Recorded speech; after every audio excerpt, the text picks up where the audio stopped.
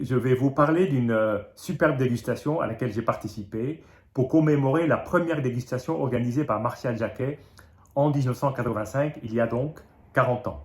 C'était avant la fondation du Nez de Saint-Pierre, qui a fêté l'année dernière ses 30 ans, donc en 94. 9 ans plus tard, ces dégustations conduisaient au Nez de Saint-Pierre, mais avant le Nez de Saint-Pierre, il y avait déjà des dégustations, et la première dégustation donc date d'il y a 40 ans.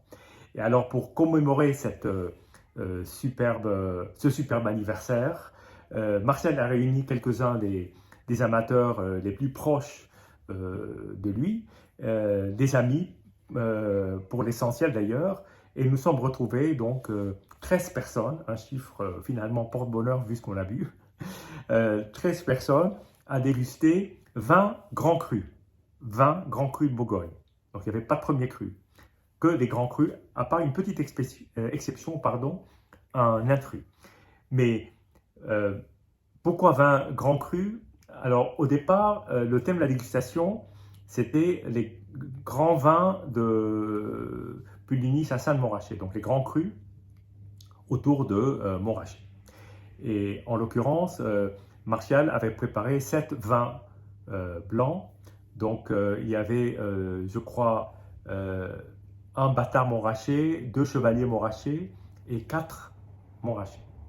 Et donc ça, c'était le cœur de la dégustation. Mais en fait, la dégustation, pour moi, était autrement que simplement des blancs, puisque chacun apportait une bouteille d'un rouge, d'un grand cru de Bourgogne, et Martial veillait à ce que tous les grands crus, qu'il n'y ait pas de doublons. Donc nous avons fait des propositions. Moi, j'ai apporté une bouteille que je vais déguster devant vous, parce que je suis reparti avec ce qui restait dans la bouteille, pour la redéguster quelques jours plus tard. Et chacun a apporté un grand cru. Et là-dedans, il y avait de très belles choses. Nous avons donc finalement, nous sommes partis d'une dégustation de blanc à commencer par une énorme dégustation de rouge, 14 rouges différents, puisque Martial a rajouté une bouteille. Je dirais même, il y avait 14 grands crus plus un intrus. Et ensuite, nous avons dégusté les vins blancs après un petit apéro au champagne. Bien, alors c'est ça que je vais essayer de vous conter assez rapidement, au pas de charge. Il y a eu des vins absolument exceptionnels, donc je vais passer assez vite pour me concentrer sur quelques-unes des grandes révélations de cette soirée. Je pense que ça va vous intéresser. Donc pour commencer, alors, il y avait un vin qui était numéroté 0, donc c'était l'intrus, et tout de suite ça mettait en fait la barre assez haut. Un vin qui avait un très joli nez, très fruité et très gourmand. J'ai noté fruits violettes, fruits à maturité. C'était le seul qui n'était pas un grand cru. C'était un Mercurey Fourbasso, premier cru de 2018, qui a absolument ébahi tout le monde. Mais ça, c'est classique chez Martial. Ce vin ressort, le Clos des Fourneaux, qui est un premier cru, un monopole, ressort souvent dans ses dégustations, d'ailleurs très bien placé. Ensuite, alors, je ne vais pas les énumérer l'un par rapport à l'autre. Nous avons visité des domaines aussi prestigieux que Trappet, que Barthes, que Dugas, Claude Dugas, Bertagna, Marchantos, Anne Gros, Clotard, Georges de Voguet, Confuron, Drouin-Larose, Michel Magnin, Claude Delambré, et ensuite, bon, quelques surprises à la fin. Je ne vous dis pas tout. Parmi les grands coups de cœur, pour moi en tout cas, chacun donc met une note sur 20 et ensuite Martial compile l'ensemble des notes et fait une moyenne. Et la moyenne évidemment diffère des notes individuelles, sauf quand on est vraiment, comme on dit, dans la moyenne. J'ai eu d'énormes coups de foudre. Alors d'abord, assez surprenant sur un Claude Bèze de Barthes 2019, que j'ai trouvé au nez sur le fruit, la framboise, avec une attaque d'une grande finesse et une très très belle allonge. Et Barthes m'avait plutôt déçu un soir dans un restaurant, donc j'avais mis Barthes à tort dans une case que je n'avais pas forcément envie de revisiter à l'occasion. Donc là, je l'ai noté 18,5. Un autre 18,5 qui m'a beaucoup, que j'ai adoré, et après j'ai sans doute compris pourquoi, un nez d'une légère réduction, du gras, beaucoup de fruits mûrs, une finesse extraordinaire. et une longue embouche presque interminable. C'était le Musigny de Marchantos en 2016 qu'avait apporté Pascal Marchand qui participait à la dégustation. Donc c'était un plaisir d'avoir un vigneron de cette carrure avec nous parce que ses remarques sont aussi extrêmement intéressantes. A suivi juste après un autre vin qui m'a ébloui, un Richebourg d'Angros de la même année 2016 que je trouvais au verre plus évolué, un nez discret, fruits rouges confits, léger fumé, mais alors en bouche, une grande puissance et surtout un équilibre entre cette puissance qu'on peut rechercher parfois et cette finesse. Et mon Dieu, c'était un super vin. Entre deux, alors j'ai dit que je n'allais pas en parler de tous, il y avait un Clos Saint-Denis de Bertagna 2007. J'en parle parce que je vais revenir sur le Clos Saint-Denis de Bertagna, mais sur un autre millésime, que j'ai déjà goûté, que je n'ai pas forcément reconnu, que j'ai trouvé assez discret avant agitation, après agitation plutôt florale, parfumée, chocolat, une attaque assez puissante. J'ai trouvé quand même qu'il y avait pas mal de tanins, mais une belle plénitude. J'ai quand même noté 17,5, ce qui est une très bonne note. Ensuite, j'ai goûté le Clotard 2016, toujours à l'aveugle, tout est à l'aveugle, donc c'est encore mieux. Là, un très beau vin, d'ailleurs que j'ai redégusté le lendemain, et j'ai trouvé bien meilleur, bien meilleur. Donc je pense que ce vin avait besoin d'air. Alors certains vins, le lendemain, déclinent, d'autres ne bougent pas, et puis celui-là fait partie de ceux qui évoluent à la hausse, si je puis dire. Ensuite, il y a eu un Bonnemar donc, du comte de Voguet, sur la réserve, un peu chocolaté, encre, concentration, acidité, une légère astringence, que j'ai noté 16. Je note au passage le Romanée Saint-Vivant de Confuron en 2014, qui était le seul, je dirais, entre les deux âges. Une très belle attaque, fruits généreux, un peu de chaleur en milieu de bouche. J'ai trouvé bien. Ensuite, j'ai été, mais alors, épaté, ébloui par un Clos de la Roche de Michel Magnin. Voilà un domaine que je ne connais pas, dont je vois très rarement les étiquettes. Je suis incapable de dire deux mots sur ce domaine. C'est pourtant un domaine qui nous a éblouis ce soir-là, avec un Clos de la Roche qui avait presque 17 ans. Caramel, champignon au nez, donc plutôt assez évolué. Une belle évolution en bouche, mais absolument magnifique, encore extrêmement équilibré. Suivait derrière un Clos Délambré 2005 dont l'étiquette était délabrée, si je puis dire. Au nez un balsamique qui laissait penser un vin, alors la robe évoluée, une belle matière brillante et j'ai beaucoup aimé. Et ensuite, l'avant-dernier vin, avant celui que j'avais apporté, parce que le vin que j'avais apporté, je pouvais forcément deviner ce que c'était parce qu'il était placé en dernier pour une raison très simple. Et là, un nez énorme, alors une robe tuilée, une très belle matière, j'ai mis très beau vin, je manquais de qualificatif. Là, on était sur un Claude Vougeot 2003, apporté évidemment par un des invités, de René Angèle, donc de Philippe Angèle, le vigneron, un vin absolument sublime, sublime. Il m'est déjà arrivé de goûter des vins du domaine, Angèle, là c'était l'émerveillement. Et nous avons fini par le dernier, je savais ce que c'était, donc le voici. C'est le Clos Saint-Denis 1978 de Bertagna, donc ça faisait un petit clin d'œil au 2016 que nous avons goûté un peu plus tôt, qui est évidemment beaucoup plus jeune. Là, forcément, je suis subjectif, c'est la bouteille que j'ai apportée, mais j'ai essayé d'être le plus objectif possible. J'ai beaucoup aimé cette bouteille, j'ai essayé de ne pas la noter. Entre moi et moi, j'ai mis 19, parce que pour moi, un vin qui atteint cet équilibre en ayant autant d'années, c'est assez fantastique, parce que là, on n'est pas loin d'un demi-siècle. Je vais revenir dessus, puisque je vais les redéguster, pour vous parler des blancs. Donc, il y avait 7 blancs. Un blanc qui n'a pas été présenté parce qu'il était oxydé. C'était un Bâtard Montrachet de Thomas Moret, qui, dommage, de 2011. Voilà, ça arrive. Mais les autres vins étaient impeccables. Donc, en quelques mots, nous avons commencé par un Chevalier Montrachet 2016, donc grandissime année, du domaine, grandissime domaine aussi, domaine Le Fleuve, que j'ai noté 18 sur 20, qui avait une bouche assez agrume, citron, ensuite un gras assez superbe, un équilibre parfait entre l'acidité et le côté beurré, tel qu'on aime, une robe assez pâle pour un vin qui est quand même pas loin de 9 ans. Ensuite, nous avons dégusté un Clos des Chevaliers de Chartrons-Trébuchet en Chevalier Montrachet. C'était en 2012, voilà, en monopole.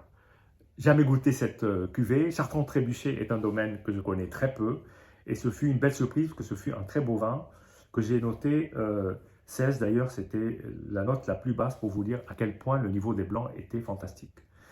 Derrière, un Montrachet 2015 du domaine Thénard, beurré, ça manquait un peu de peps, mais c'était quand même gras beurré, opulent, beau. Donc, vraiment magnifique. Ensuite, nous sommes passés alors, au niveau de la note au-dessus à un 18,5.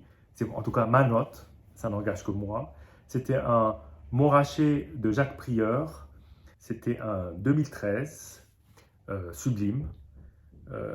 Et ensuite, nous avons continué avec un Montrachet de Marcolin. Montrachet de Marcolin qui lui était en 2001 et nous avons fini sur un, alors là ça c'est une bouteille extrêmement rare, je remercie particulièrement Martial d'avoir sorti cette merveille de sa cave. C'était un Montrachet Marquis de la Guiche en 2000, donc un vin d'une vivacité, j'ai mis fantastique. Pour moi c'était le pendant du Claude Vougeot du domaine René Angèle. J'ai mis 18,5, j'aurais pu mettre 19, je crois. C'est un vin qui méritait vraiment une robe dorée, absolument magnifique. Et bien, donc là-dessus, nous avons cassé la croûte avec du pâté en croûte, des gougères, alors avec le champagne pour le trou normand, le trou champenois entre les rouges et les blancs. Et puis du pâté en croûte et du très bon fromage. En tout cas, nous avons passé une superbe soirée.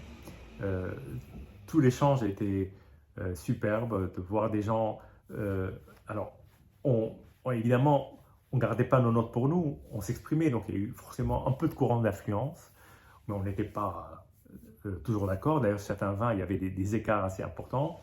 Il y aura un rapport assez complet de Martial sur cette dégustation, avec les notes moyennes, comme j'ai pu le dire. Et donc, ce sera l'occasion de confronter ma note avec la note moyenne et puis aussi celle de Martial, qui parfois a des goûts sur lesquels nous sommes d'accord et parfois sur lesquels nous sommes en parfait désaccord. Et c'est mieux ainsi, vive la diversité d'opinions. Voilà. Donc, maintenant, je vais revenir sur ce dernier vin rouge que j'avais apporté et que j'ai rapporté avec moi. Donc, ce Clos Saint-Denis du domaine Bertagnin, un domaine avec S à l'époque. C'était avant le rachat de la propriété qui s'est opéré en 82 par les propriétaires actuels, les propriétaires allemands actuels. Donc là, c'est une année, donc 1978. C'est une des plus grandes années, si ce n'est la plus grande année de mémoire actuelle en Bourgogne. Henri Jaillet disait qu'il suffisait de ramasser le raisin et de faire du bon vin. Peut-être que c'est aussi le cas pour ce Clos Saint-Denis que j'ai beaucoup apprécié. Donc la seule difficulté que j'ai eue avec ce vin, c'est qu'il venait tout juste d'être débouché. Et du coup, il sentait encore le vin qui vient à l'instant d'être débouché. Et je ne vous cache pas qu'en une demi-heure, il a beaucoup changé. Il s'est ouvert. Et j'ai tendance à dire souvent que les vieux vins vivent dans une prison sans lumière. Mais quand à un moment donné, on enlève le bouchon, l'oxygène fait l'effet d'un prisonnier qui va à l'air libre et qui retrouve l'air ambiant, le soleil, la lumière. Et là, effectivement, ça peut être un choc dans tous les sens du terme. Et je pense qu'il y a toujours une part de choc à ce moment-là. Donc voilà. Et c'était cette expérience qu'a vécue cette bouteille et que nous avons donc dégustée. Bien, je vais maintenant, alors du coup maintenant il n'y a plus l'excuse du fait qu'il a été ouvert, mais il y a peut-être aussi l'excuse du fait que ça fait un moment que je l'ai gardé. Mais bon, il faut le déguster tel qu'il est et on va voir. Alors la couleur est une couleur quand même assez tuilée, même très tuilée. Euh, elle est, elle est plutôt limpide, mais pas parfaitement limpide. Moi je trouve quand même elle est quand même très foncée. Euh, Elle est dans le haut du spectre de la coloration en Bourgogne, sans doute parce que c'est une année de forte concentration qui a produit parmi les plus grands vins de Bourgogne du monde.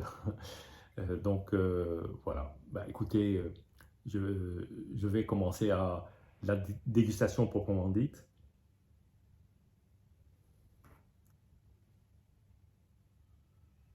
Alors, le nez est plein de senteurs, euh, d'ailleurs beaucoup plus difficiles à décrire qu'un vin jeune. Parce qu'autant on peut trouver le fruit, là on met le pied dans des arômes plus tertiaires. On trouve à la fois des fruits, on trouve un léger côté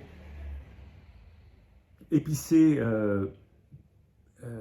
sur des épices, presque de thym, presque de Provence, assez curieusement, et, et des arômes de chocolat, de caramel qui ressortent. En tout cas, un très bon nez.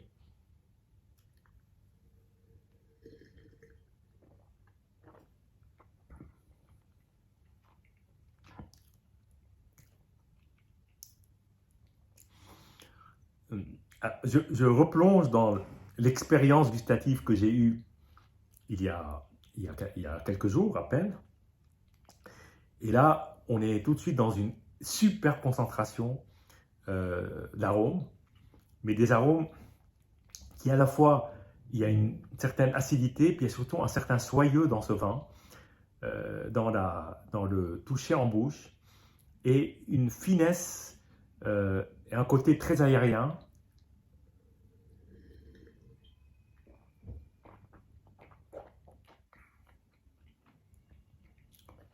Et assez curieusement, beaucoup de fraîcheur. Beaucoup de fraîcheur, avec une assez belle longueur en bouche. Mais tout se passe dans un environnement très soyeux, je dirais presque un vin de réflexion, un vin qui vibre. Voilà, un vin qui vibre. Un vin qui donne une certaine émotion. Euh, et là, quand on va dans le domaine des émotions, on a plus de mal à l'exprimer de manière simple. Je vais encore le regoûter.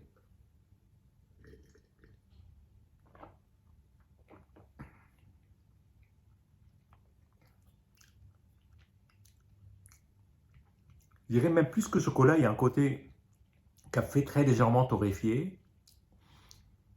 Et pourtant, je pense que l'élevage est totalement digéré dans le vin.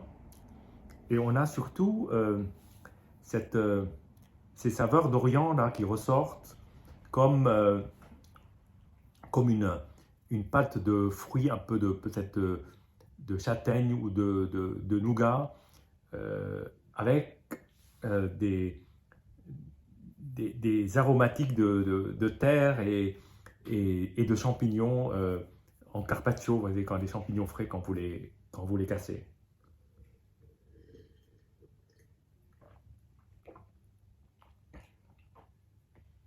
Or, bien entendu, il a un côté vin âgé, hein, mais il y a une telle vigueur, encore une telle fraîcheur, que ce vin se déguste. Alors, à quel moment? Je ne sais pas si ça passerait bien avec un repas ou alors quelque chose qui soit même très osé au niveau des aromatiques avec éventuellement de la cuisine asiatique, pourquoi pas, parce on a des épices d'Orient, mais aussi, je pense, c'est un vin que j'apprécierais beaucoup en fin de soirée à déguster, comme on peut déguster une très belle liqueur, ou bon, comme une très ancienne chartreuse. En tout cas, on est dans ce type d'expérience.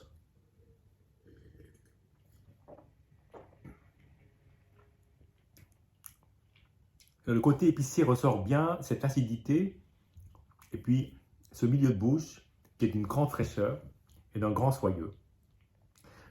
Donc, c'était sur ce que je voulais conclure ce compte-rendu d'une soirée assez exceptionnelle qui est faite à la bonne franquette. Et pourtant, les vins, ce ne sont pas des vins de comptoir, mais des très grands vins. On fête actuellement le 10e anniversaire de l'inscription au patrimoine mondial des climats de Bourgogne. Je pense qu'il n'y avait pas un meilleur moyen de rendre hommage aux grands crus, mais à tous les climats de Bourgogne, mais en particulier aux grands crus qui sont quand même le porte-drapeau de ces climats. Et en tout cas, ce fut une soirée que je ne suis pas prêt d'oublier. Voilà. En attendant une prochaine dégustation, je vous dis santé et à bientôt.